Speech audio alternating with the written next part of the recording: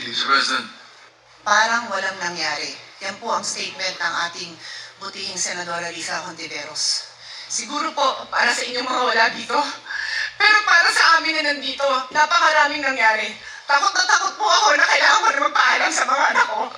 At yung staff ko, 2 pintuan ang pagitan ko sa putukan.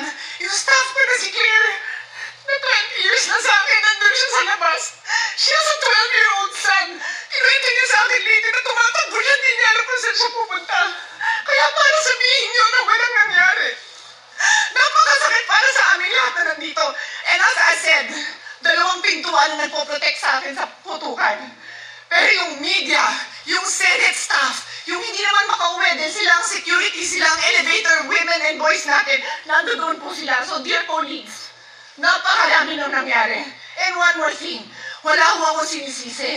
Pero nung pagkatapos ng lahat, pagtingin ko ng group natin, yung Wala sa dating emotion, majority group, walang ni isa sa inyong nangamusta sa amin. Walang luha. Napasado kay Ugil.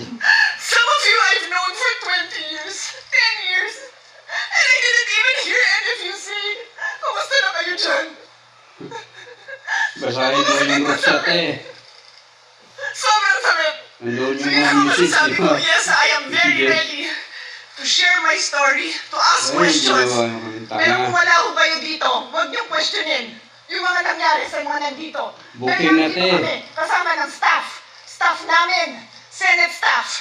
You Dagdagan have mo your ng own story, emosyon. I respect that. But please respect my own story. Thank you, Mr.